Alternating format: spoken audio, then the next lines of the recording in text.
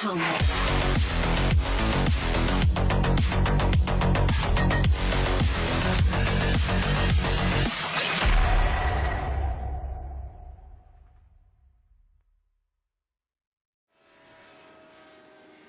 Hello and welcome, ladies and gentlemen, to the Middle of the Pack Racing League Race of Champions for 2022. That's right, ladies and gentlemen, Middle of the Pack Racing is back for one last hurrah in 2022 because, of course, earlier this year we started off with the Touring Car Racing Championship, or the TCR class, all the way back in the first half before the summer. We then continued the story over the summer with the GT4 Championship, and then we wrapped up, of course, in the fall with the GT3 Championship that's recently concluded. One of the major prizes in all three of those championships was an invite to the Race of Champions, and here we are now in the final series of 2022 as hosted by the Middle of the Pack Racing League, and we're getting ready to go racing for the series opener in round 1 of 3 today, and we are here in the United States of America at the Watkins Glen International Circuit. And as you may see in the background, indeed you can hear the roar every so often of the British V8 charged on pass for our drivers are taking to this circuit tonight in the radical SR8 British machine, and well, goodness me, it's going to be an absolutely stellar combination, and with it's going to create some fantastic racing. Now, of course, this series, there's no major prizes up for grabs in terms of monetary or any other prize offering that's physical. It's all about pride on the line and being able to have those bragging rights to say that you are the champion of champions for 2022 by winning the Race of Champions. And with 2 drivers' classes taking to the circuits over the course of the 3 rounds, being the pros and the AMs, there's plenty to play for all of our drivers as they get ready to try and settle the score and make sure they're the one with the bragging rights going into 2023. But as we get ready to go racing, let's take you through a bit of housekeeping and also our schedule for tonight. And as you can see there, times in Greenwich Mean Time, that's GMT, or Universal Coordinated Time, UTC. Our schedule is as follows. In just under 12 minutes time, we'll be heading into our first qualifying session, and that will be 10 minutes in length, where all the drivers will be out of the circuit at once, looking to put in their best possible qualifying laps. And with a lap time around 1 2/3 of a minute around here, our drivers are not going to have long to find the ultimate space on the circuit, perhaps pick up the toe as well and set their best possible qualifying time. We'll then be heading straight into our feature race, our one race on the schedule for tonight, 40 minutes in duration, and that will be at 5 to 8 this evening. And as our drivers head on round, of course, they'll be looking to duke it out and battle for position. And what a brilliant circuit to go race that, of course, because Watkins Glen, no stranger to offering overtakes with each and every corner. Now, as for the commentary, it is myself, Paul TX141 Walsh, also known as Brit Spit, bringing you your racing action for tonight, indeed for the entirety of the Race of Champions series. And all broadcasts, including this one, are being brought to you live as post-round broadcasts, both on YouTube and Twitch. If you are on YouTube, you can go to youtube.com and search for Paul Walsh or TX141TX, or if you're more inclined to use twitch.tv, then go to twitch.tv/TX141. Now, we should point out these are post-round broadcasts, so the racing action itself occurred as of the Wednesday of this week just gone, so the 30th of November, but with it being Saturday the 3rd of December today, we're bringing it to you as if it were live for your viewing pleasure. What does that mean? Well, as your host and commentator, do not know how it all plays out over the course of the racing action tonight, whether it be in the final warm-up session, qualifying, or the race itself. I've been able to avoid any potential spoilers, and therefore it's going to be completely new to me, and for those of you tuning in who do not participate in the race, it's going to hopefully be as raw as possible and new to you guys and girls as well. Let's take a look then to our calendar for this series. So as we can see here, the unique thing about the Race of Champions is that all of the rounds are known in terms of the times, but they're not known in terms of what the combinations are going to be. So of course, we kick off the 30th of November, and our combination for today is the Watkins Glen International Classic Boot Circuit, and the car is the Radical SR8. But as for our round 2 track and car combination, well, that's only going to be revealed at the end of today's broadcast. And what that means for our drivers is they have less time to practice because nothing is set in stone until it is formally announced. And therefore, with only what will be effectively 3 days of practice available to our drivers, they are going to get practicing like wildfire compared to in our GT3, our GT4 or TCR championships, where they had whole weeks to practice with the schedule being announced well in advance. The same will apply in round number 3, of course, that at the end of the round 2 broadcast, our drivers will then be told the track and car combination, and on the 14th of December, they will go racing one last time to have those bragging rights available to them. So we've got plenty to look forward to here, and of course that element of the unknown, and who is going to be able to adapt to the track and car combination, the best over the limited time available. But speaking of the who's who, let's take you on then to our classes of drivers, started off with our pros.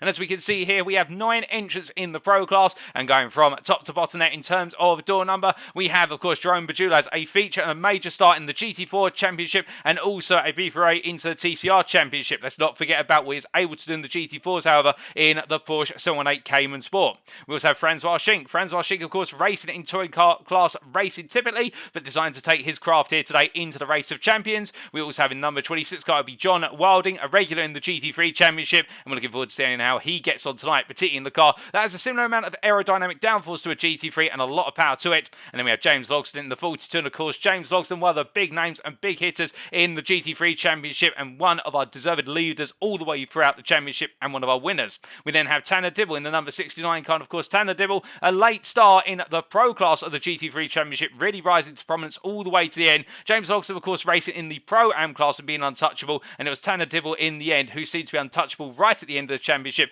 in the pro class of the GT3s. Then the 72 car, it'll be Jordan Butler, a regular, of course, and a favourite in the middle of the pack Racing League community, and joining him will be John Lauzon in the 77 car, and John Lauzon as well, a regular of the middle of the pack Racing League, and much love for his contribution to the community. We then have Matthew Shepka in the number 90 car, and indeed, if a number of you do tune in to events such as the Alpha Touring Challenge, you'll see him there as he's a regular in touring car racing, much like Francois Schink, but he's taken his craft to an all-new series today. And then we have, of course, in the number 99 car, Edwin Onofre, a stellar favourite in the touring car racing class and also the GT4 Championships earlier this year. Not quite able to take that speed and momentum into the GT3 class, but still we look forward to seeing what he can do here where the odds are turned, and indeed the combinations are very different week in, week out.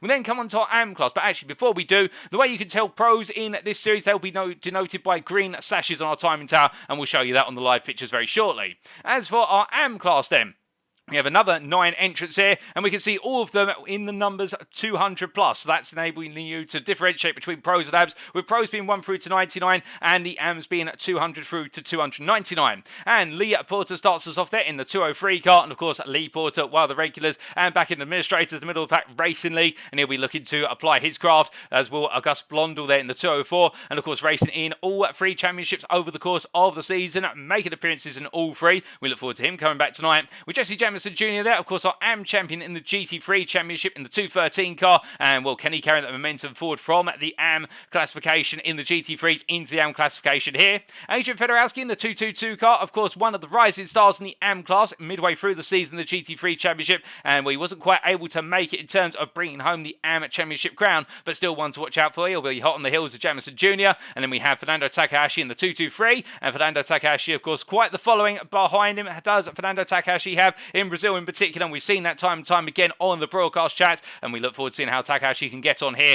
going to perhaps some cars that are more favourable to him after some initial struggles in the GT3 Championship, but then again his performances in the GT4 Championship in terms of relative calibre were of some of the highest calibre.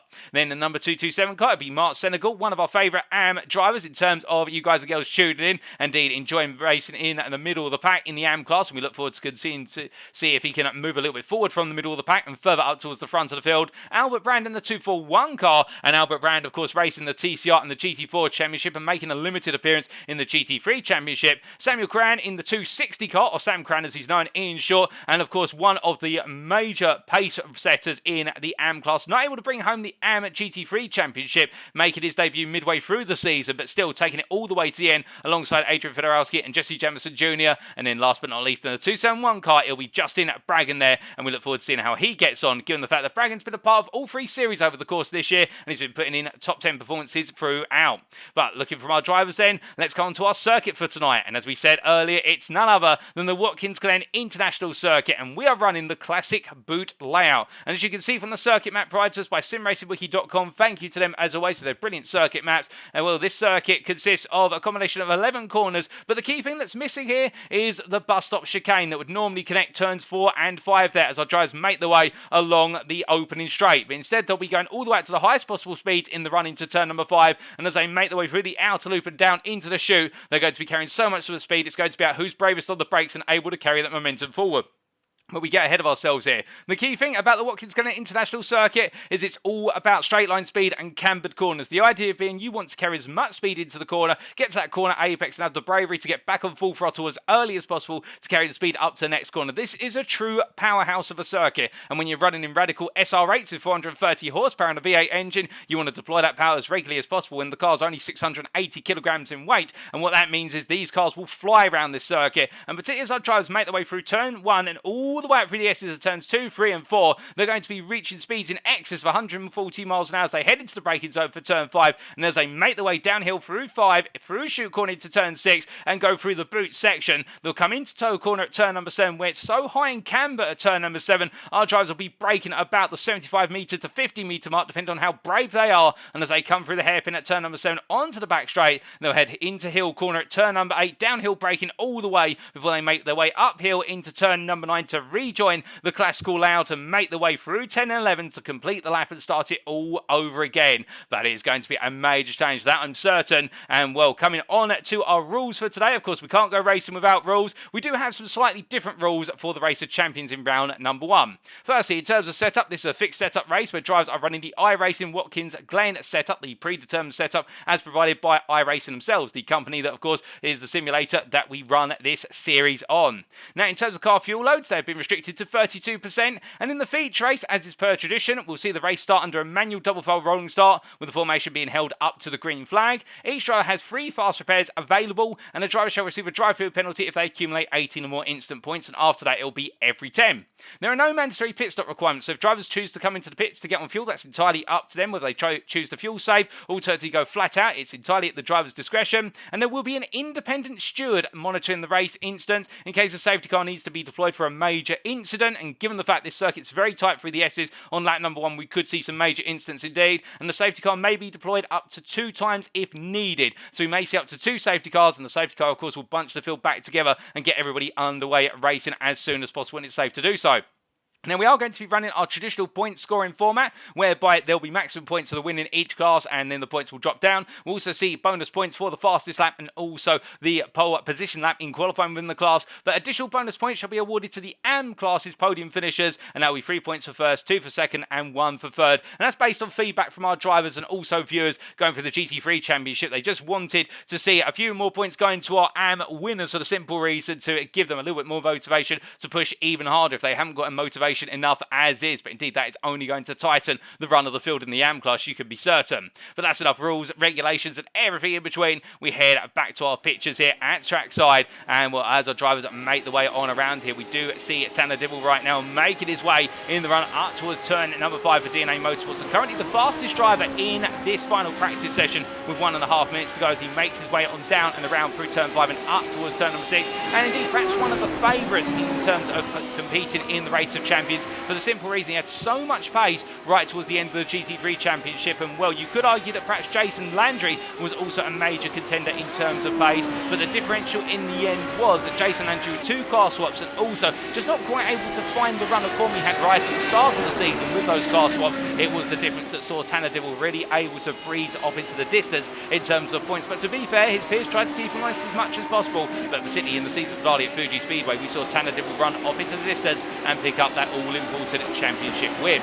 But it's not just about Tanner Dibble, indeed it's about a whole variety of our drivers, and well, we also see Albert Brand here. Oh, could this be a little bit into the wall? They're coming down through turn number 6, he'll jump to the pits. And just to give you an idea of the Hall of Fame of our drivers who are competing in this series, of course we talked about Tanner Dibble just a moment ago, we talked about James Logston, the Pro-Am champion in the GT3, but also if we look to Edwin Onofre, and we can see him here making his way around, also known as GT Eddie, and as the privateer makes his way up the hill, of course if you dial it all the way back to the TCR Championship earlier this year, he was our AM champion, and really the class of the field in the AM classification, running it strong all the way through. There were difficult moments, but there were more positive moments than difficult ones, and when he was able to put his foot down, he just kept the field at bay and run off with the championship all the way to the end as we bring the checker flag out on this final practice session. And we can see there as well, we do have Adrian Fedorowski making his way on around in the QZ Motorsports Hot Wheels Mobile. Wonderful livery on that car. There's no team's championship up for grabs here, and we should point that out as we now make our way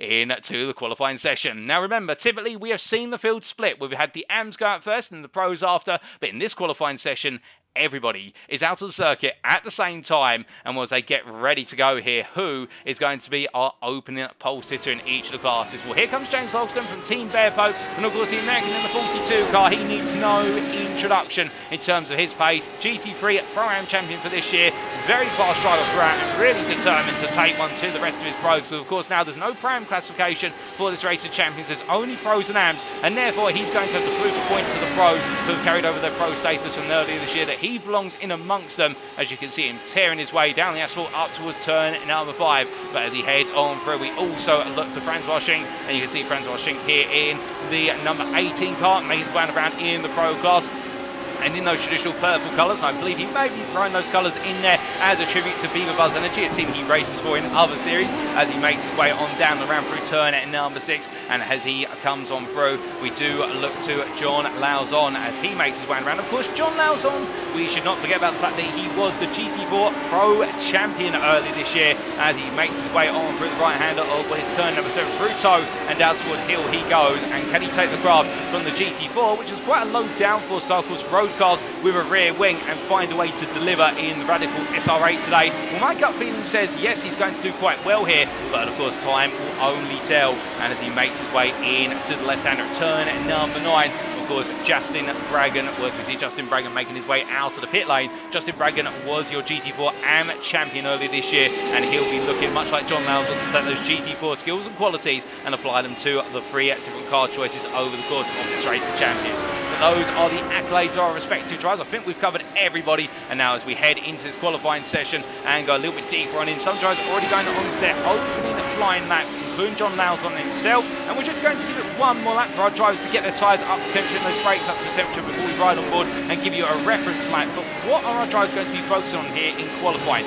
Well, the first big question is track position critical at Watkins Glen? Is this a circuit you can't overtake at? Well, the short answer is no. Overtaking is relatively straightforward around here. Now, it's not easy. Drivers will defend, of course, that is the nature of racing. But when we say it's straightforward, there are plenty of opportunities to pick up a toe. And, of course, these radicals will pick up a major toe off of one another, given how light they are, how much power they're running, and the fact they cut such a brilliant bullet-shaped hole through the air in front of them. And as we do see John Lauzon making his way down into turn at number 6 here through Chute Corner, the challenge will be picking the right place to overtake to set yourself up to try and break away. So of course one of the major overtaking zones is the run to turn 5 coming out of the S's, also the run into turn number 1 from the start finish straight. We've also got overtaking opportunities into turn 6, into turn 7, which John Lauzon has just emerged from, and also the run into turn number 8 here coming into Hill Corner. Circuit closes up a little bit into turn 9, and may see some overtaking opportunities as drivers get it wrong coming out to turn 8, and there may be the option to overtake into turns 10 and 11, but drivers will typically use the final 2 corners to set themselves up into turn number 1. So there's going to be quite a bit of strategy in terms of overtaking here, because if you make an overtake at one corner, you may find yourself under pressure at the next corner. And you will notice that Jason Landry has pulled out of being in this qualifying session, and he will be our independent steward for the purposes of our races today. So if you see him at the bottom of the timing tower, don't be surprised, don't be alarmed, but he's in the stewarding booth making sure that everything proceeds as planned as our drivers' first laps come on in. As they do, we look to Adrian Fedorowski, who will be right on board with as he takes us around for a flying lap of Watkins Glen International Classic Booth.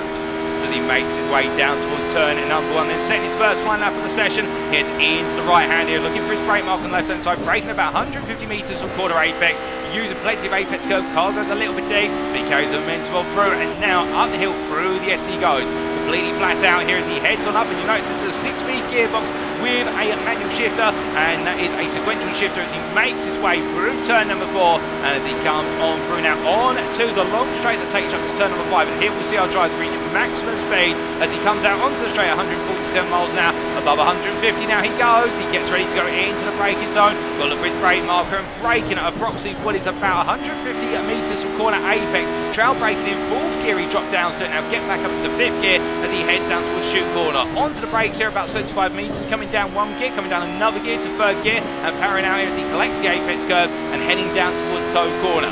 Heading to turn 7 here, you'll notice how high it is and how cambered it is. He brakes, only 50 metres from corner apex, if that. Down to third gear, gets back on the power really early here. You've got to use the camber of the road, and he does so beautifully as he heads his way down the back straight as he charges down towards turn number 8 here. Into the hill corner he goes, braking about 125 metres from corner apex down to third gear, goes a little bit deep. That's going to cost him a bit of a run there compared to what he may have wanted to achieve. And as he comes into 9 now, goes for a late apex here with the transition on the road surface. Notice him rejoining the classical circuit, and that can unsettle the car quite a bit, but no such thing for Federowski as he makes his way into turn number 10 here. Lift on the throttle, hold 5th gear, and as he makes his way into turn 11, a little bit of shake on the rear of the car, but rolling his way into the final corner here, powering out as early as possible, but not confident to carry the momentum out the corner, so going nowhere near the outside wall, which is where drivers will want to be, but still a nice lap, and he does improve to 40.925, and that puts him into P11 at the moment. He's dropped to P12, however, as we have just seen, Mark Senegal improve and Lee Porter also improve, but that was a flying lap of the Watkins Glen International Circuit, brought to you by AM driver Adrian Federowski in the number 222 Hot Wheels QC Motorsports machine. As we look to the chat, we say hello to John Lauzon, and of course if you are in the chat, don't be shy, feel free to say hi. We're all friendly here in the middle of the pack racing league, and do let us know who you're cheering on, whether you're in the Twitch or the YouTube chat. We can see both chats, and I hope you're doing well this fine December weekend. Goodness me, we are in December already. Christmas is just around the corner as well, and as we see, Tanner Dill making his way up for the S's right now with only 4 minutes left in this qualifying session.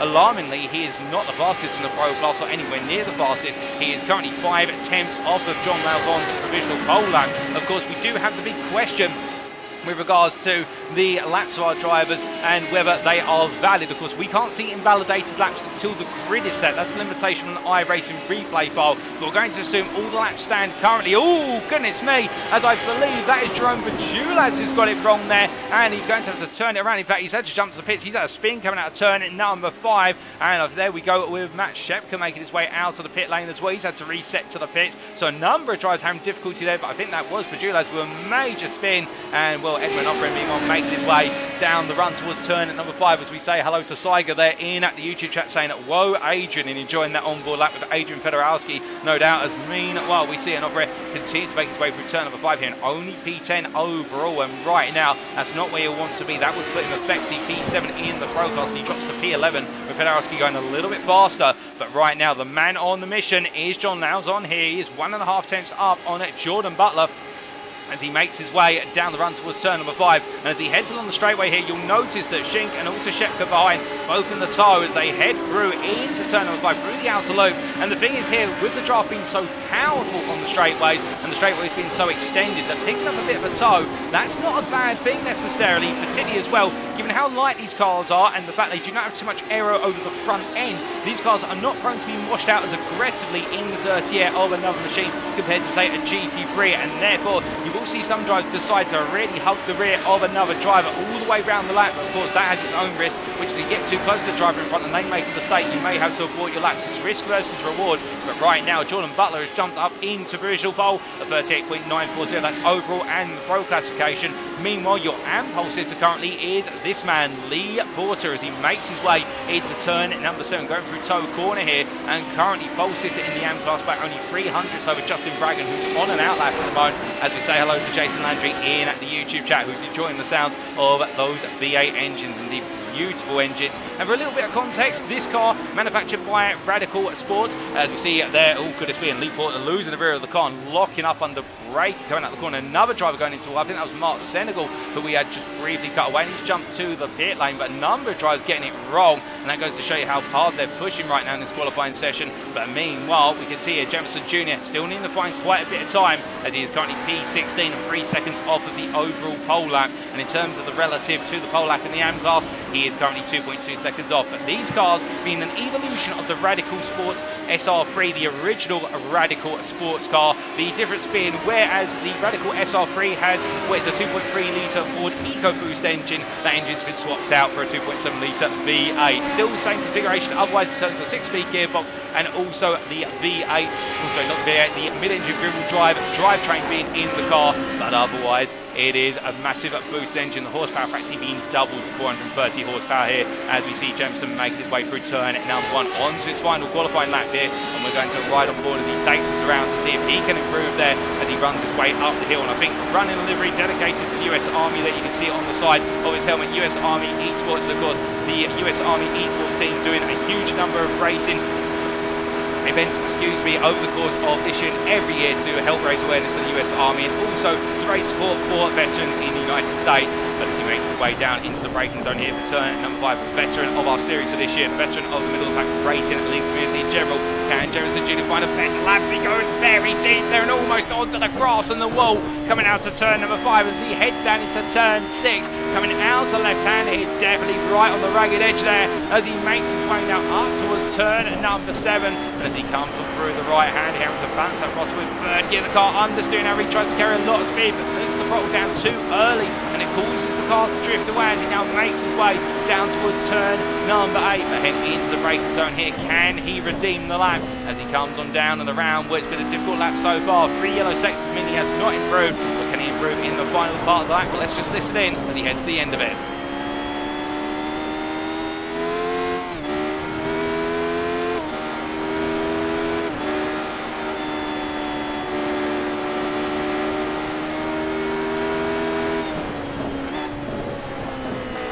Comes out the corner. I don't think it's going to improve for Jemison Jr., but a lovely sound of that V8 as he makes his way to the line. You can see he's pulling over to the right already. He wants to head back to the pits. He is not happy with that lap and he has not improved from P16. We've still got a couple of drivers heading on around, including Albert Brand, who crosses the line. He stays P8, and our last driver to put a qualifying lap in will be Edwin Offre, who right now is on an absolute flyer of a lap. This could be more than P6 here as he comes out the final call. Goodness me, how close do you want to be to the wall? And as he comes down to the timeline, he improves by a half a tenth, but it's not enough to move him from P6, so he will be on that third row. But that was very close to curtains right at the end there, but a lovely way to wrap up the qualifying session. But in terms of pole sitter, it's Jordan Butler on pole overall and in the pro class, and it's Albert Brand on pole in the AM class, subject to confirmation when we go to the grid. And that will be coming up very shortly here as we get ready to go racing for 40 minutes at Watkins Glen.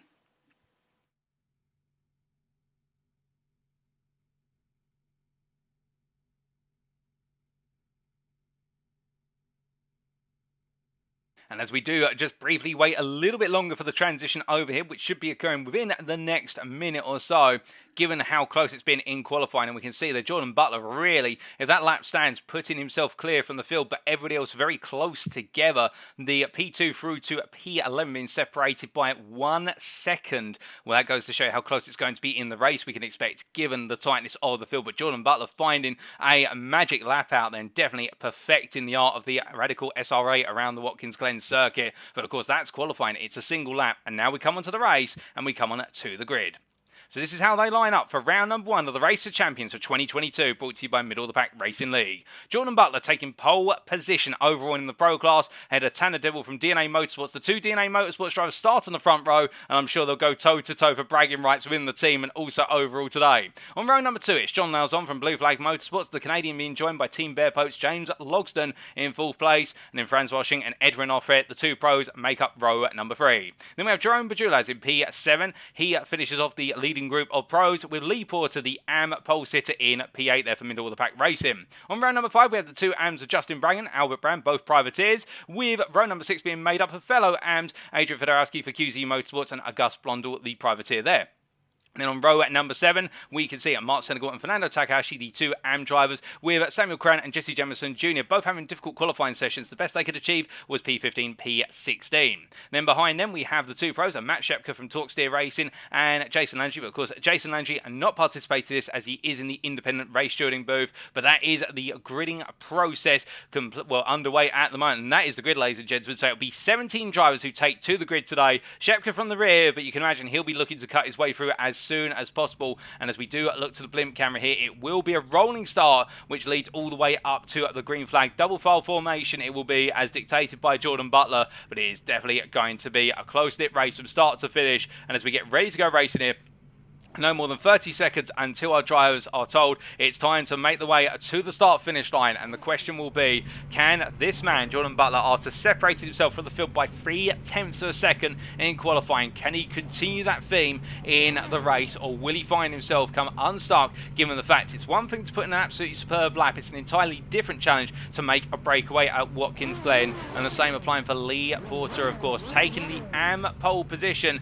as we now have been given the call that the gridding process is complete. All 17 drivers are to the grid, and the safety car will pull away very shortly, with Jordan Butler leading the field behind. Well, Lee Porter, of course, will have that major challenge of needing to find a way, as we look inside the car here, of being able to hold on to that AM lead in the run through 1 and up towards 5 on the first lap, as he pulls off there. Indeed, all the field do, but in the middle of the pack racing driver, of course, he's been in this position a couple of times over the year where he started on pole, and it hasn't always worked out. Can he make it work tonight as he gets ready to go? That'll be the question for him, and indeed every driver. Can they get themselves off to that flying start? We're only one corner and a couple hundred metres away from going green, and it'll be Jordan Butler who takes us racing when he comes to the final corner.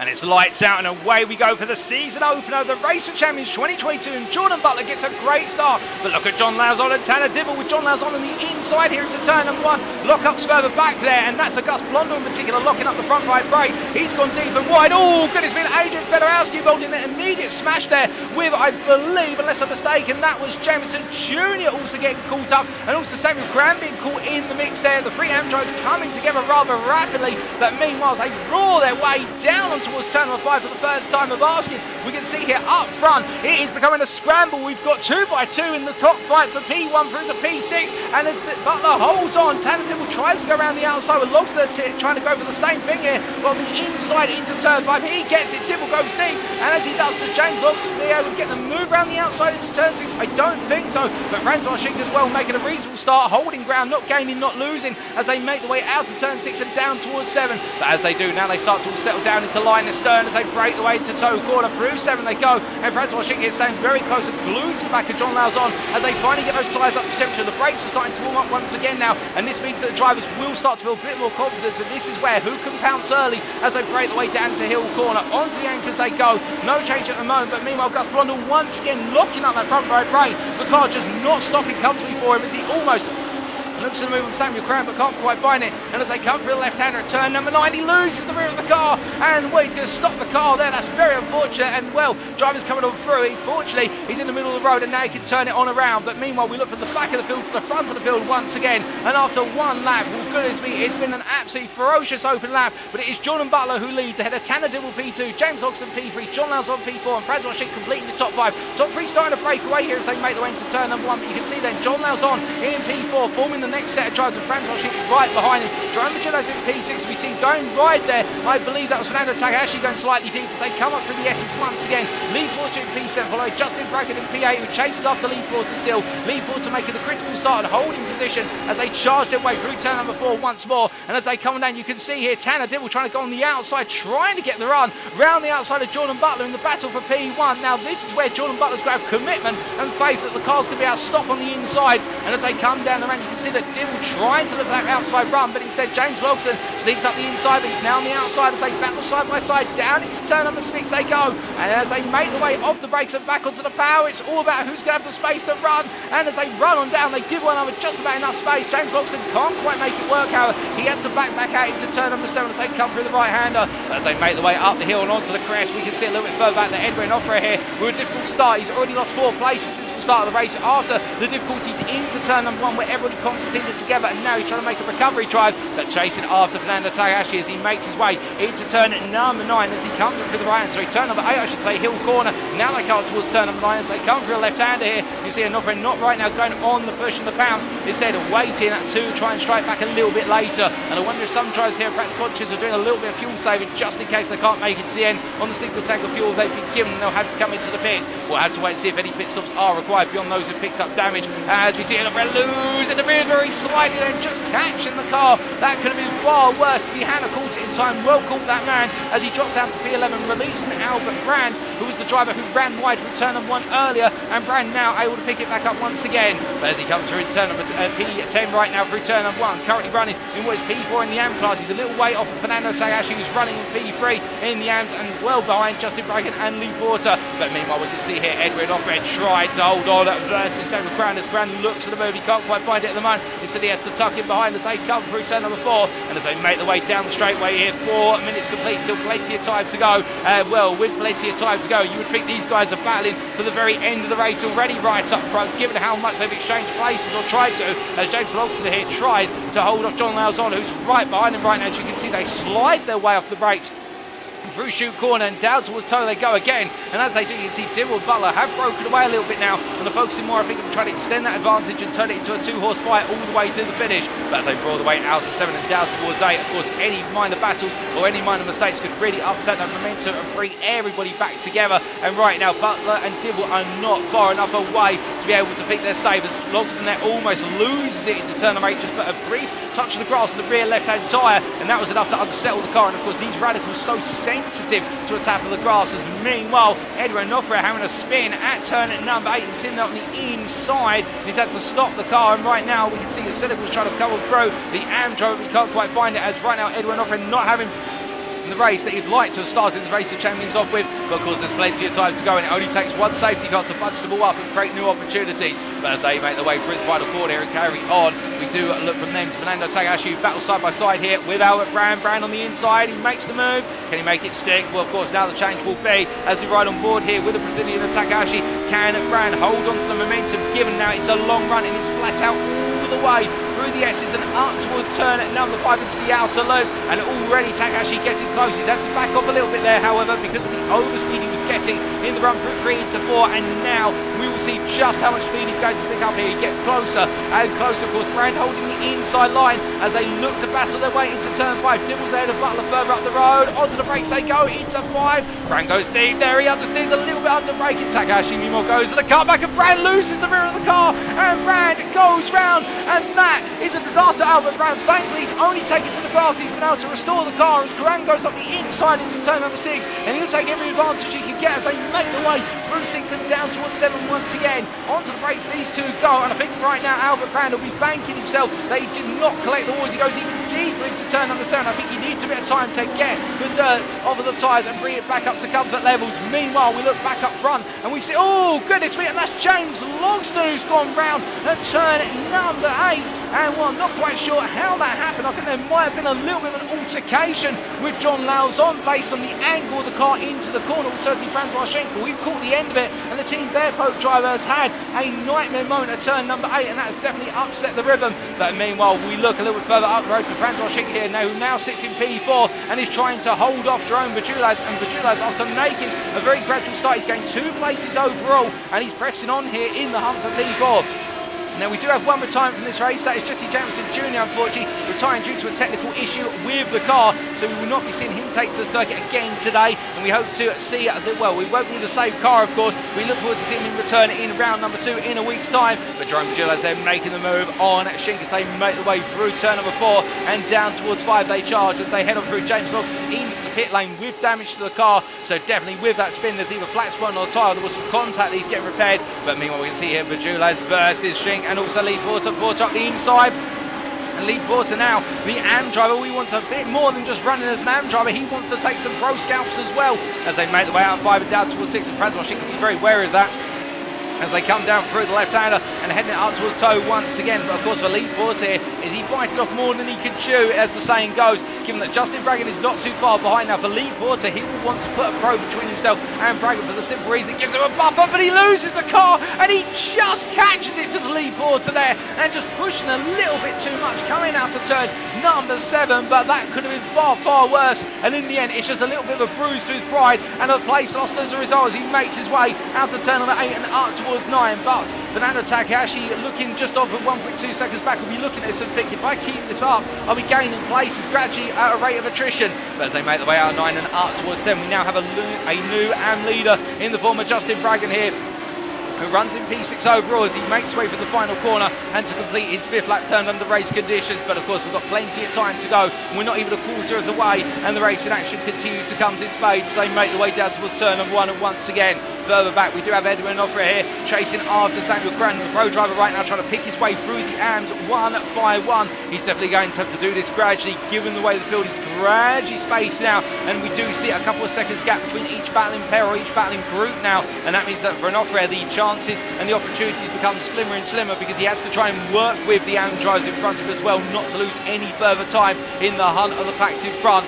Meanwhile, speaking of the pack in front, we look up to Francois Schink here briefly as he tries to hold off Justin Bragan into turn 5. He does so. Meanwhile, we look back to Edwin Offra here. He's looking for the move on what is there, Karan? Can he find it? No, he can't. And the privateer right now has to wait once again as they make the way down. You can see they're having to put the brakes on mid-corner. He had the overspeed, and we can see that Karan not carrying as much speed through the corner as comfortably compared to an Offra, but an Offra having to back the car off, as otherwise it would have only gone one way, and that would have been a crunch into the back of the Radical in front of him as they make the way into a toe corner. As they make the way onto the brakes, I think Offra's going to look for the cut back now as he goes a little bit deep into edge. Look at the momentum! He gets out of the corner and Cran making a slight error there, which causes the car to step even wider than perhaps he planned. And now Offra, will he have enough of a run into turn number 8? I think he's going to go for it on the brakes. Up the inside he goes, and Cran on that outside line there, just going a bit deep, collects a couple of marbles as well to add to his troubles, and that is Edwin Offra up back into the P10 into the top 10 overall in P10. But meanwhile, we look from him to Jordan Butler, and as they make the way onto another lap, 10 minutes complete, 30 minutes still to go. The DNA Motorsports driver right now, he's only got one driver close to him, but it is his number 2 rival, and that is Tanner Dibbles. They make the way out of turn 1 and onwards through to the S's. They do have a 1 second advantage over John Lauzon as they make the way onto this lap. But the question is, of course, how much is John Lauzon right now just backing off and monitoring versus pushing hard? I can imagine they're all trying to push as much as possible, but there may be a balance on pace here. And speaking of balance, that hangs to the balance. Will Butler be leading come the exit of 5? With Tanner Dibble going up the inside here, and Dibble I think going to be given the opportunity just to sneak on through, and you can see there no fight from Butler. He decides just to wait in the wings and focus more on the latter portion of the race, because battling now is only going to push them further and further back towards Lauzon and anybody else who can close up. P4 of course is Jerome Virgilez. If Jerome Virgilez sees the win in his sights, he's not going to let it go. You can count on that. But as they make the way out to 6 and up towards 7 here, back onto the brakes they go, and the DNA Motorsports driver here now settling in as John Lauzon continues to get closer and closer. And I think the Blue Flag Motorsports driver here looking to go strong at this point in the race. He's had a bit of an opportunity to cool the car down and calm himself down, but now he's going to look to go on to the offensive as they make the way into turn number 8. Onto the brakes they go, but this top 3 definitely yielding some mileage over the rest of the field, as we do see P4 driver Jerome Virgilez right now having to fend off pressure from 3 drivers behind as Justin Bragan loses the rear of the car, and that means the lead of the AM class will go back to Lee Porter. Justin Bragan there having a much bigger moment compared to Lee Porter, and that's going to cost him very dearly as he drops down to P4 in the AM class after leading for a significant period of time. And now he's got to try and find his way past where's Albert Brand, Fernando Takahashi and Lee Porter as he brings himself back up to speed. But into turn 10 he goes right now, and he'll get his head down on certain and push on, but he's got Edwin Offra is going to be right behind him as they come out the final corner. And an Offra here of course trying to pick his way through the AMs, and you can see another one in his sights right now, one that's been brought to him by the error of the driver in front, and Justin Bragan will need about half a lap just to settle the car down and make sure those tyres are back into their operating window. But you can see Samuel Grant as well not too far behind and trying to stay with an Offra here, trying to use him as a bit of a pace car as Grant sets his personal best of the race, which was a 40.56 on that previous lap. Meanwhile, Offra at 40.60 as we look further down the order, and well, we can tell you that Mark Senegal's gone for a spin at turn number 1. Auguste Blondell's come on through and taken P12 off of him, and as he brings himself back up to speed here, a difficult race for Mark Senegal as he continues to try and press on. But meanwhile, we look from P13 up to P4 overall, and here is Jerome Virgilez still, who's being pressured by Francois Schink, and Schink right now staying close, but not close enough to force the movements. We ride on board the gearbox here of Jerome Virgilez as he makes his way through toe corner. Now what's very interesting here, we've seen this time and time again, but we're seeing it in this battle, the difference in lines through the corners. Normally we've seen drivers who are on the offensive trying to go deep into these hairpin corners in order to get the cutback momentum in the run to the next corner. We saw an example of that of Edwin Offred versus Samuel Granite, but very poor into turn number 8 and 7. But here we seem to be seeing that Zink is using different lines in order to be able to perhaps just avoid a little bit of that dirt here and just give himself an alternative run into each and every corner. He's not close enough to try and force a move on cutback at the moment. 4 attempts, you really need to be half of that, or 3 attempts at most, to have that opportunity. But at the same time, Zink is staying with an arm's reach. He drops a little bit back there as he comes out the final corner. And I think Jerome Bajulas is feeling quite comfortable at this point in the race, but perhaps Zink just having to think of a plan B here. It looks like Bajulas is more than comfortable in running in this P4. Of course, the only change for Bajulas is he's not within attacking distance of the top 3, who currently sit 4.2 seconds up the road. Bajulas is definitely going to push if he wants to go for the podium here today, overall and in the Pro class. But as we look back to exterior pictures, as Bajulas continues to press on here, we look up to Jordan Butler meanwhile, who is now under pressure from John Lauzon, and Lauzon on the inside here as they make the way into the outer loop. And as they do, Lauzon goes through on the brakes here. Jordan Butler stays wide. He knows at the end of the day it's these 3 battling for the win at the moment, or that's the way he would assume it's going to play out. But Lauzon there just having a little bit of an oversteer moment, coming out at 5 into 6. They go through the chute, and Butler back up the inside there and just playing it right and playing it calm and keeping it stable. And that's the thing as well, we've seen so many drivers who are fast over 1 or 2 laps, but keeping it stable is a separate challenge. And Butler and Dibble right now almost glued to the tarmac by comparison with everybody else. They just seem to have that knack for making sure this car stays planted, but at the same time carries all the speed. But John Lauzon there, which is a little bit too much extra speed, coming out of turn number 5, having to correct the car, and in doing so losing the place he gained only moments before. But as they make the way up into turn at number 9, of course, at any moment should a safety car occur, we would see this top friend, indeed the rest of the field, all bunched back together, and that could happen. It could completely upset the run of Ribbon. So drivers will have to keep this in mind as they make the way through turn 10 and up towards 11. But as they charge on through here, we do look to Edwin Offred, who continues to try and hunt after P9 overall, and that is battling with the AMA Justin Bragg. Of course, no change of class position here. Edwin Offred being a pro driver compared to the AMs in front of him, but he is gradually gaining and trying to pick his way a little bit further on through. And as we do, we can see there a mistake from Justin Bragg, and to add to his mistake from earlier, and Justin Bragg coming into the pits. And I think that may be for a new set of tyres, or for the mechanics to take a look at the car and see if there is something wrong. Perhaps there's been a bit of damage to the suspension from hitting a curve at a bit of an oblique angle. But as he makes his way into the pit lane, we look to Jerome Bajulas here, who right now looking to go on the offensive. In fact, not going on the offensive, looking to go on the defensive, we should say, with Francois Zink. And well, as they make the way on down towards turn 5, Zink on the outside, Bajulas on the inside, lefty of pictures Bajulas, as Zink goes down the outside here, up into P4, gains the place as they come on down.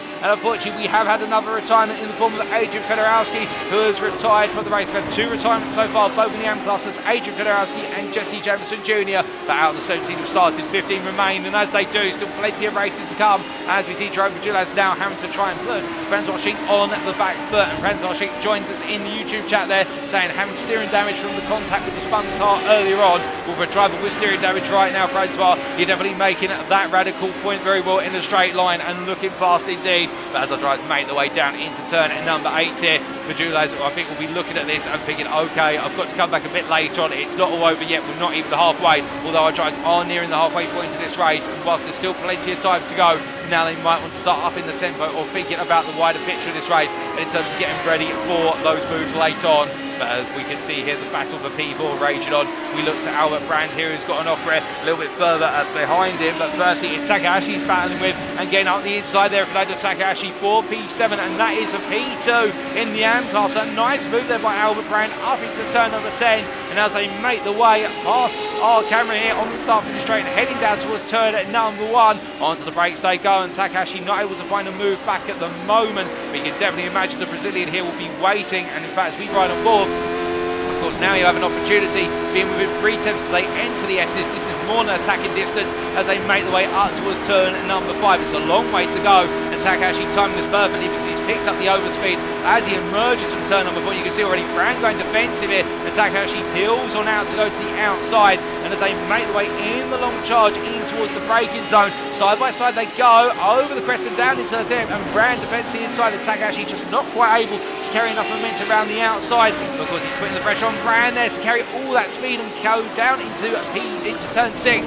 in the defensive position. And as he defends P7 aggressively right now, the thing for Brand is the more he does this, the more he tries to run those tight lines, the more pressure he'll put on the tyres, the excess tyre temperature will build, and then could we see a potential mistake incoming? Well, hopefully not, because we want to see this battle rage on as long as possible. But that's the thing, if you can't make the pass by simply getting it done on the circuit, you can always run close behind your rival, get them to overcook the tyres, and see if that upsets the car and causes them to go on around. The only thing then you have to watch out for them being wayward and make sure not to clip them on the way through. But right now the privateer Takahashi staying close. We see Brand going a little bit deep into turn number 9, so I think the mistakes are starting to creep in. He is pushing Brand hard, but Brand right now digging deep and pitching himself in position for that B2 in the AM class. As meanwhile we look up to Francois Schenk here, who battles still side by side with Gilles into turn number 1 and backs off there into 1. He knows it's not about the run into 1 that matters, it's the run through turn 4 and down towards turn 5 that matters most, as they make the way through the S's once again.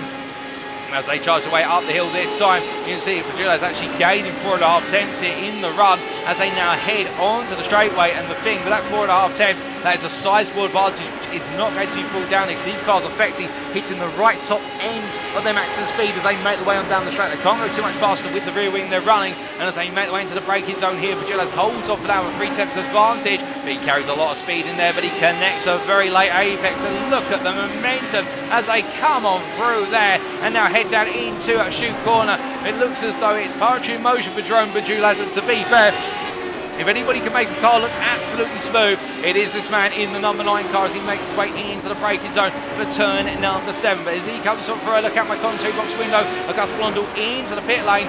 Meanwhile, Fernando Takahashi battling side by side, and on the inside they're into toe corner versus what is Brand, and Albert Brand now looking for the cutback run, coming out of 7 onto the back straight. He can't quite find it. Fernando Takahashi regains the place from only moments ago, and as they make the way down to hill corner once again and head towards the halfway point of this race, well, of course, Takahashi now needs to try and make the break away, and he's doing well so far. He's got a half-second advantage as they make the way into turn number 9, but he needs to hook up the next few corners. If he doesn't get it right, then he may just find himself being reeled back on in. But interestingly, as we look to our leaders, they're all into the pit lane, and well, I think for the majority of our drivers, they can't go to the end in terms of the fuel they've got, and so they've decided to make the way into the pit lane here to take on fuel. So it might be a little bit of a battle of what is the pit stops here as they come on down, unless I'm very much mistaken, but everybody from P1 through to P19, and I think even P10's coming in right now, so everyone into the pits here and taking pit stops to get the fuel that will take them all the way through. We've had it confirmed, everyone making their way to the pit box. The pit crews are frantically out scrambling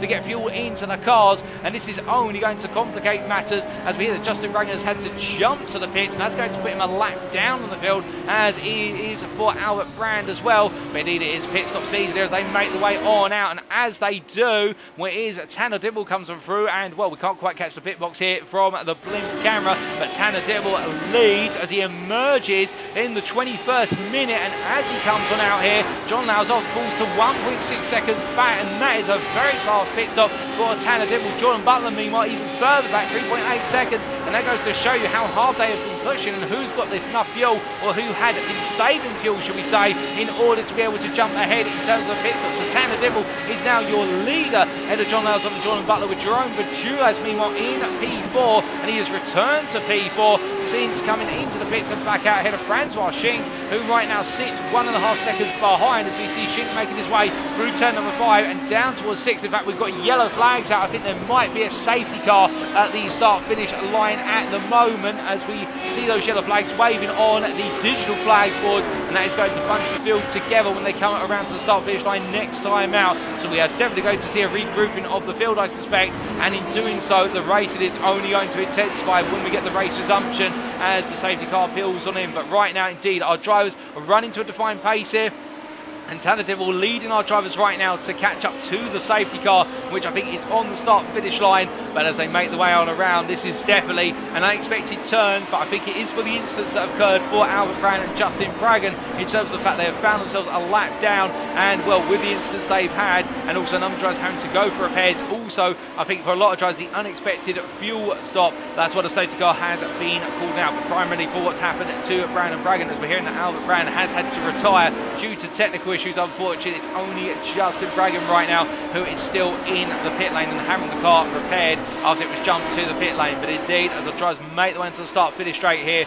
we are going to be spending a couple of laps behind the safety car, and this will enable drivers who have fallen out of favour in this race, including Samuel Cram from Team Bareboat, who we can see here as he makes way into turn number 11. These drivers can catch up and bring themselves onto the rear of the field and go racing once again, and it gives them a huge opportunity, as we do see our flag man there waving at the flag, that being of course Barney Flag, as he waves the yellow flag from his booth. But meanwhile, we look a little bit further back to P11 driver Gus Blonder, who of course with those difficulties on the brakes earlier on, now able to catch up with the field. Also Mark Senegal being given the opportunity as he makes his way through the final corner. You can see Senegal here, the privateer in the Rothmans liveried Radical. That's of course a throwback to the Porsche 962 livery of the Group C Le Mans racing years, as he makes his way on down towards turn number 1. And also Shepka here a long way back, but he'll catch up gradually for Torque Steer Racing. And I think Justin Bragan at the moment, well, he's running in P14 and he finds himself, does Justin Bragan, I believe, up at what is turn number 4. They're going very slowly. I wonder if Justin Bragan's got a problem. That car might have to be taken to the pits again, or whether he's just letting drivers on through. But either way, he is creeping along. And well, for Justin Bragan, it has gone very wrong. In fact, he builds speed up again. So I think he's just letting lead lap drivers through. But he will be a lap down, should we presume to go racing once again. And he's not released from the safety car, as we continue to see yellow flags. And well, as we see there, Shepka in the rear of the picture catching up, so he will join what is the lead lap pack, and it will be Justin Bragan who is on his lonesome a lap down in P14 unless he is released. So Shepka presses on through turn number 5, but looking for our drivers who are trying to catch up to the pack itself. Here they are as they make their way through. There's the safety car as well. They've caught up to the safety car when they managed to catch it through the S's. And Tanner Dibble right now, after everything he's been able to achieve with the fast pit stop that got him out ahead of Lauzon and Butler, and also just the initiative that he's been able to have over the course of this race, that has all been taken away, and now it really will come down to a sprint to the finish for our drivers, albeit it will be in excess of 10 minutes. But right now, with the safety car on the pace they're running, by the time they get to the start finish line this time around, we'll only have about 14.5 minutes to go. If the safety car goes one more lap, which I get the feeling it may, given the lights are still on the safety car, and normally those lights will switch off any moment now to signify that we'll be going racing at the end of the lap, then we will only have about 11.5 to 12 minutes of racing to go. And well, with all the drivers topped up on fuel and given the opportunity to cool the tyres and the brakes down, that means they're all going to be in optimum condition or as close as possible to it. And we are going to have 13 drivers on the lead lap battling all the way to the finish. You see them there all in the picture making their way through turn number 10. And well, Tanner Dibble here, I think, trying to get the safety car to go a little bit faster as they make their way through at the penultimate corner. You can see they're trying to look around the safety car to get the message, and they're running to predetermined pace as per the iRacing rule book as they make their way through the final corner. And in fact, we have got a driver coming into the pits, and that is Jerome Bajulaz who comes into the pits. And well, that's unexpected. I think that might be for fuel. James Logston the same here, both of them in. And well, that is a surprise and not a welcome one to be sure. And I think for the pair of drivers, what that's going to mean for them is that they're going to be coming up from the back of the field, but they'll have the fuel tanks to do it. So they'll be contenders as well. Keep your eyes out for them when they rejoin come the end of their pit stops, and where can they fight their way up to, both of them pro drivers of course. But as we look from them to Samuel Cranmore in all the drama, the Team Bareboat driver, who at one point was trying to battle his way into the top 10, now finds himself right inside the top 10, as we see there Justin Bragan being released through as all of our drivers peel over to the left hand side, and Justin Bragan being given the opportunity to release himself from being a lap down. He will now charge around the circuit as quickly as possible to try and catch up. And well, we may have another lap after this one behind the safety car, given the release of Justin Bragan. And well, it'll give him an opportunity to catch up, and that means we'll have 14 drivers on the lead lap all the way to the finish. But at the same time, we will lose a bit more race time. Well, if we go racing after this lap, we'll have about 12 minutes of racing. If we go racing after another lap after this one, we'll have about 9.5 to 10 minutes of racing. But either way, it is going to be a thriller all the way. And well, the point being about Samuel Cran is he has found himself now up in P3 in the AM class with Gus Blondell right behind him as they creep the way along the straightaway here. But who would have thought it would have gone like this? And that's why you have to stay in it all the way to the end to win it, because anything can happen when safety cars can possibly be deployed, and it can shake up the field, no question about it. And Gus Blondell here will be looking at this as well and thinking that 204 Radical, well, he's got an opportunity to be on the podium as well. But meanwhile, we look at the AMS and Lee Porter. Well, it has been up down up in terms of his race so far, in terms of leading for a good portion of time. One little spin led to him dropping out of the lead versus his rival of Justin Bragg, and he now finds himself back in the AM lead, and well, he will have the pressure on him all the way to the checkered flag when we go racing once again to hold on. And well, he couldn't have had a worse driver to be hunting him down. When I say worse here, in terms of the sheer pace, brilliance and speed that he will bring to the occasion to try and take on the win, and that is Fernando Takahashi, who will have his sights on that lead immediately at the restart, and he's a very difficult driver to try and jump on the start in terms of he is very aware of the tricks of the trade. But as they make their way on down the back straight here, 28 minutes complete, 12 to go. We do still have Bragg, as you can see that on the circuit radar on the top right corner of your screen, making his way down where's the run to turns 4 through to 5. And as we look up to the front of the field here, lights are still on for the safety car. So we may be behind the safety car a little bit longer. We may have one more lap behind it unless those lights go off soon. But I suspect they are going to go off. They're going to go off any time now. For the simple reason we are coming up to the last two corners at the safety car line. As the drivers make their way on through right now.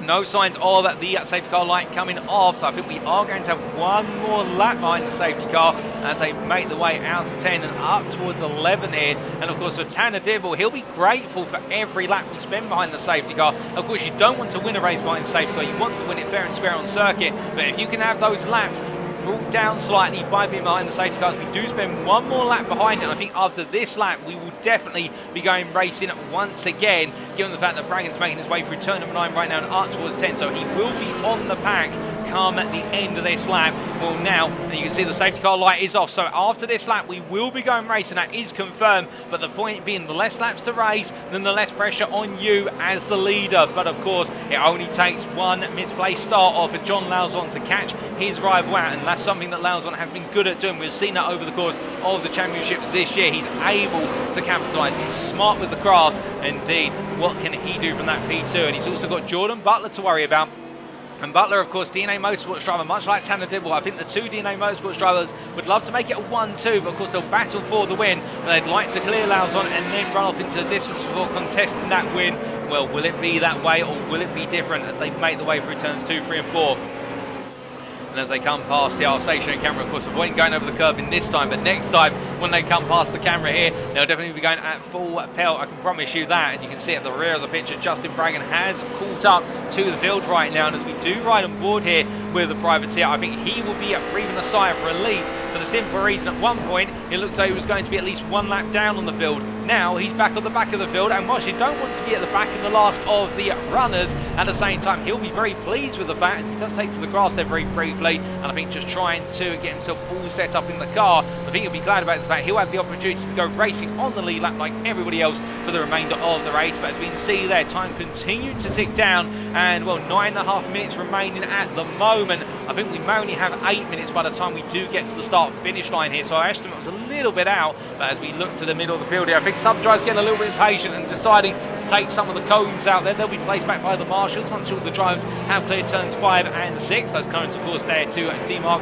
where our drivers are not to turn right if they were running on the very classical cup layout of the circuit, whereby we do not have the boot portion, but instead we avoid shoot corner and make our way in the charge down towards turn number 10. But it's not to be today, we're running the full layout, and as our drivers come on through it, we do see at the midfield here, and Ed Renoffre, of course, now in P7 or what is P5 in the Pro class, and he will need to try and cut his way past Takahashi and Porter as soon as possible to go hunting after likes of Shink, Butler, Lauzon and Dibble, his class contemporaries, as they make their way on down the back straight. As they come on down here, a lot of weaving side to side now from our drivers, all getting themselves set, all trying to get that sidewall temperature in the tyres. They know they're going racing at the end of this lap and they want that temperature as soon as possible. And Jerome Padulas, they're in at P12 overall.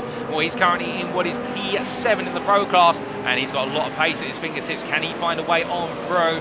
Well, all that and more will be answered shortly as we look here to Tanner Dibble, who gets ready to take our drivers away once again as we wait for the safety car to peel on in. It will peel on in at the run out of turn number 11. Will Dibble back in the field off of the safety car? Well, he's going to back him up a little bit now as they come through turn number 10, and we'll wait for the restart here as in fact he gets close to the safety car. He gets ready to go once more. We get ready to go green and racing again for what will be 7.5 minutes plus the final lap, and as they come through the final corner, we wait to go.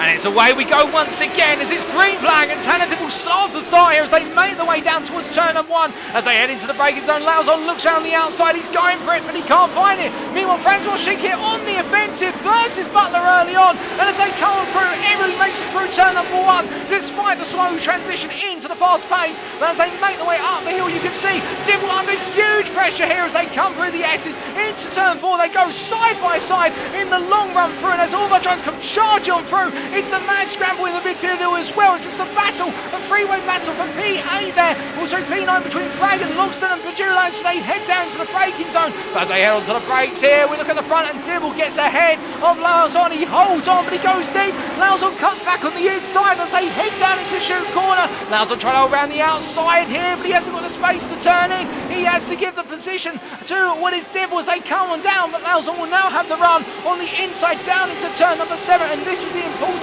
one. The Dibble holds it all the way around the outside. Look at Francois Schick. He's just finding grip in the dozens as he makes his way out to toe corner and moves up to P3. Well, this top 4 are fighting hard, but it's not just about them as they make their way down to the braking zone. As meanwhile, Mark Senegal on the restart, holding on to P10 right now. Under pressure here from Jerome Badulas, who's already gained a couple of places off of the restart, and as they make their way up into turn number 9 here, onto the brakes they go. And goodness me, Mark Senegal right now has the unfavourable task of holding off Jerome Badulas as they head into turn 10. As they roll the way on through here, 1 lap after the restart now, 6 minutes still to go and everybody pushed on, and you see just how close the field is as Shep couldn't real the picture, falling back a little bit, not comfortable at the restart as such. But meanwhile, Fernando Takahashi is taking a little bit of a look from behind by Justin Bragg, as Bragg looks up the inside here trying to gain another place. Onto the brakes they go, and Takahashi on the outside, Bragg on the inside, and Justin Bragg gets it done. There's brief contact between the two of them as they make the way through. James Logston as well coming up the inside here, and it's going to be a 2-for-1 special as Takahashi drops down to P9 from P7. Justin Bragg now up to P3 in the AM class. He's got Logston hounding him left, right and centre as they make the way onto the straightaway, and as they come on down here, Logston on the inside as they battle their way up towards turn number 5, who's going to be the brave on the brakes. So I think Justin Bragg may just let Logston go, but you can see Takahashi taking a look. Takahashi on the inside as well. He sees the door, it's open, and he goes for it here, but Bragg is going to hold the outside and carry the momentum all the way down the hill as they break the way into the chute, and as they come on through the left-hander, Justin Bragg holds off Takahashi. Meanwhile, Francois Schick still under pressure from Jordan Butler behind as he tries to find a way past John Lauzon, but he can't quite find it as Lee Porter, the AM leader, well, he's held off Samuel Cran since the restart so far. 5 minutes still to go, and you can see that Francois Schick under pressure right now from Butler as Butler looks on the inside. We should get a poor run out to toe, and as they head into hill here, Jordan Butler looks up the inside. Can he get the door shut in time? I think he can, and Jordan Butler moves up to P3 as meanwhile we see in the rear of the picture a lock up for Lee Porter, holding on to P5 right now, holding on to the AM lead. It means everything to him as he comes out the corner, and as they make their way to turn at number 10, there's not long to go as they roll the way through the final 2 corners. They're only a couple more laps. Lee Porter goes at 15, but still they're all going to spin in the rear of the picture. That's Fernando Takahashi's gone round, carrying a bit too much speed out of turn number 10, and the car's gone for a spin as he gets ready to rejoin, but he will drop out as he makes his way back up to speed.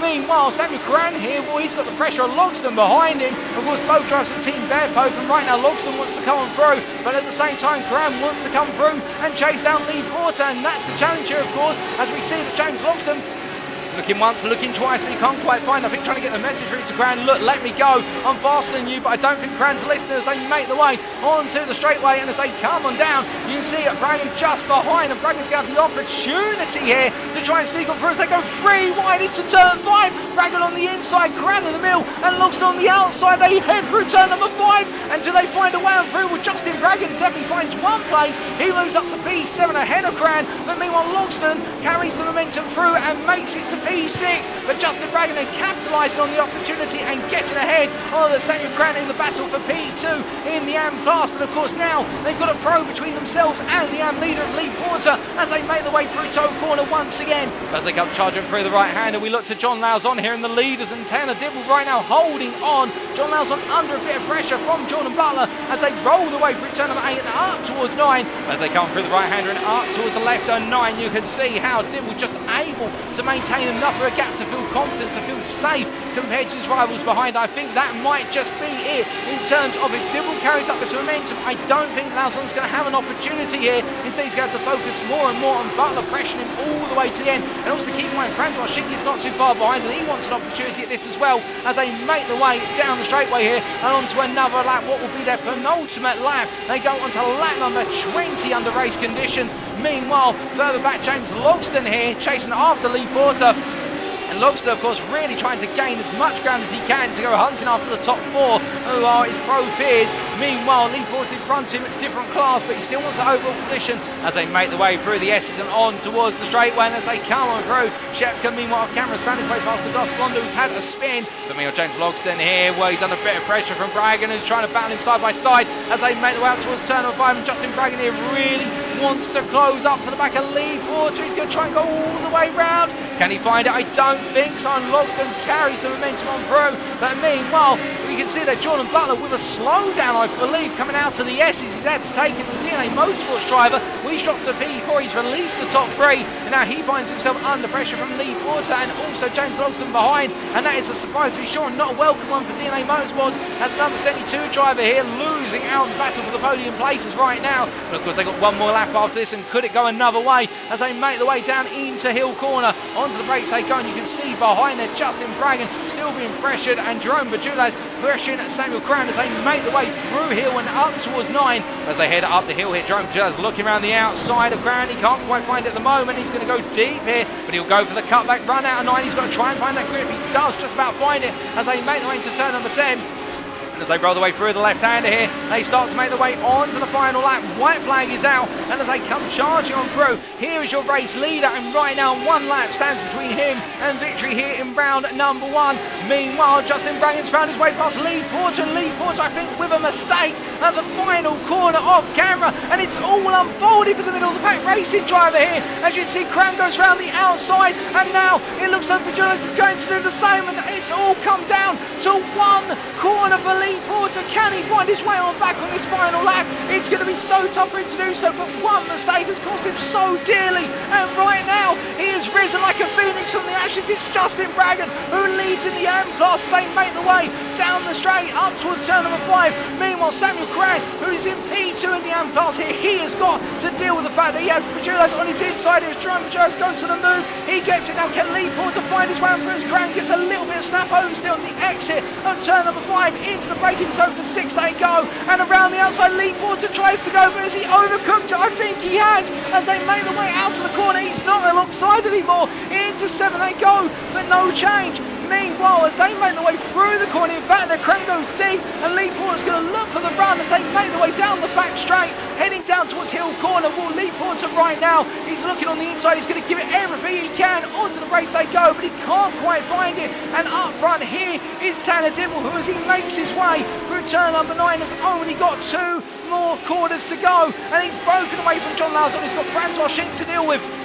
And as he makes his way through 10, it's looking good. As he makes his way through 11, it's looking perfect. And as he comes to the line, the checker flag will wave, and it's Tanner Dibble who wins at Watkins Glen in round number 1 overall. And in the pro class, ahead of John Lauzon P2, Francois Schick P3, Jordan Butler P4, James Logston P5, and your AM winner P6 overall, Justin Braggon, ahead of Jerome Bajulaz P7. Then it'll be Samuel Cran who makes it P2 in the AM class, P8 overall, holding off Lee Porter to the finish. Mark Senegal P10, Edwin Offer at P11, and it will be Fernando Takahashi and Matt Shepka who complete your finishers here in terms of drivers making it to the end of the race. But my goodness, what a race from start to finish. As you see Shepka crossing the line for Torque Steer Racing. Unbelievable, over 40 minutes of racing action, and whilst we did have a safety car which broke things up, at the same time fantastic racing from the very let go all the way through to the safety car, and then after the resumption, as I'm lost for words, ladies and gentlemen, I'm honestly speechless, but that's why they call it the Race of Champions here. And as Tanner Dibble brings the car around right now, he will be absolutely smiling. He will be grinning from ear to ear to bring home the win, and what has been an absolutely tight competition as the drivers make the way on through here on their cool down lap. I think for some of them they're still going racing here, all running their way on around together, but it's lovely to see as they make the way on down, and the blimp going over the cars right now, and John Lawson I think thinking what could have been today if it were not for Francois Schenk hounding him on the last couple of laps, and instead he had to turn his attentions behind him, not in front of him. But a superb race all the way through. But as we do look to the scenic view, ladies and gentlemen, here are your race results, and these have been confirmed. No incidents were reported after the race, so these results will stand. We're in round number 1 of the Race of Champions 2022 as hosted by Middle of the Pack Racing League, brought to you on iRacing, the premier sim racing platform available only on PC. Tanner Dibble making it the opening win of the season for DNA Motorsports, overall in the Pro class by 1.5 tenths over John Lawson in P2. Francois Schenk in P3 there. The top 3 of our podium finishers in the overall category and the Pro classification, with Jordan Butler P4 and then James Logston P5. Top 5 pros, and then you come onto your AM winner in P6 overall, Justin Braggan, who in the end, as we said, rising from the ashes like the Phoenix and coming on through to take the win, with Lee Porter's mistake on the penultimate lap costing him dear. Jerome Virgilio's P7 had a Samuel Crown who finished P8, Lee Porter P9, and Mark Senegal P10, with best of the rest there in P11, Edwin Onofre. But as we come onto the individual classes, we can see that in the Pro class, firstly, Tanner Dibble taking the win ahead of Lauzon and Schenk, with Jordan Butler in the P4 finishing position for DNA Motorsports, not quite able to hold on to the podium, with a slowdown on the final lap, the final couple of laps costing him dearly, but still holding off James Logston to the line, with Jerome Virgilio's P6, Edwin Offred P7, Matt Shepka P8, and a difficult day for the Torque Racing driver, and then Jason Landry, of course, our independent steward for today, so not classified. Then coming on to the AM class by comparison, we can see here Justin Braggan taking the win in the end by 3 seconds over Samuel Crown, with Lee Porter P3 completing the AM podium. Well done to all them, indeed to all of our finishers, but a special well done to our podium finishers. Mark Senegal P4, Fernando Takahashi P5, and Gus Blondell finishing 2 laps down P6. Albert Brown retiring 9 laps from the end. Adrian Fedorowski 16 laps from the end, his retirement, and Jesse Jameson Jr. with that early unfortunate retirement, 19 laps from the end after only a couple of laps turned. Indeed, 21 laps returned under race conditions here today, ladies and gentlemen. Fantastic racing all the way through from start to finish. And well, now the big question is, what's coming up next time? Well, before we can talk about that, first, we would like to wrap up by firstly saying thank you very much for watching. And if you have enjoyed today's broadcast and you want to know more about the Middle of the Pack Racing League community in terms of the series we run or everything else in between, why not check out our official Discord, the link available on the screen there, where you can go to the very heart of all the action in terms of talking to drivers, the organisers, and sign yourself up for future series. Alternatively, if you don't quite want to go to the Discord today, but you want to stay in touch, then why not go to our official Twitter, that is twitter.com/MOP Racing, where you can find out about upcoming series and also the exploits of the MOP Racing esports team. But now we come on to the question of what lies in wait for round number 2. Well, I've just had it passed to me, ladies and gentlemen, and I'm going to bring the paperwork up on the screen for you. This is the combo for round number 2 of the Race of Champions for 2022. Well, as you can see here, this being passed over to me by our organiser, Jason Landry. We can see in race number 2, the car and track combination. First and foremost, race number 2 will be touring car racing class machines around Rudskogen Motor Centre, the Norwegian circuit recently introduced to iRacing, and this is going to be a thriller of a combo. There's no doubt about that. Now, with it being TCRs, as stated there, that means our drivers will be able to pick any one of the 4 TCRs available to them. That is the Honda Civic Type R, the Hyundai Elantra N, the Hyundai Veloster N, or the Audi RS3. And well, Rudskogen being a circuit which is very track position orientated, but also it is a very technical circuit in terms of corners, and the front engine front wheel drive touring car racing class machines will definitely look to exploit that circuit, and we could see some great battling into the heavy braking zones and also the S's chicane sequence of corners there at Rudskogen. The setup will be the fixed sprint setup, and that will be the iRacing fixed sprint setup as provided by default by iRacing, with 28% fuel being allowed in the car. That's the fuel cap provided to the car. In terms of balance of performance, we're going to be running a slightly tweaked balance of performance, which deviates away from the current iRacing balance of performance, where both of the Hyundai, so the Veloster and also the Elantra, will be having 1% less power and 1% less fuel, and the Audi will have 0.25% of its power removed, I should say. Meanwhile, in terms of qualifying and the race itself, well, we can see that our drivers will have a 2-hour-long session on race night, whereby there'll be 70 minutes of practice, which will open at the standard time of Eastern Standard Time, 9 p.m. in the evening. Qualifying will be 10 minutes of open qualifying where everyone's out on circuit at once, much like today at Watkins Glen, and the race will be another 40-minute feature race. As for the format, here's a slight different one in terms of the grid start procedure. It will be a grid start, not a manual double file rolling start formation. Instead, our drivers will have to launch off the line, and that definitely being traditional touring car racing class starting, and that's going to be very interesting because it will be about who can dump the clutch and drop it at the right time. We see that the safety car will be returned, of course, if it's so needed. 3 fast repairs and also the same instant point limit with regards to drive-throughs, and then the times 10 afterwards as well.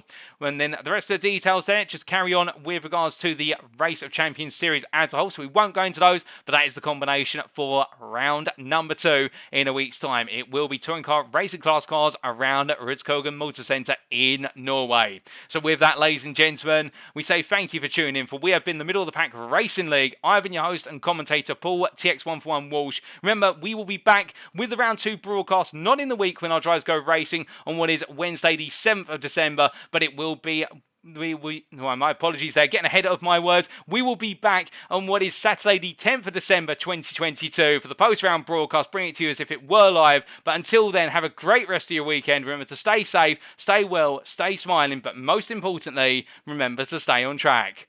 Good night.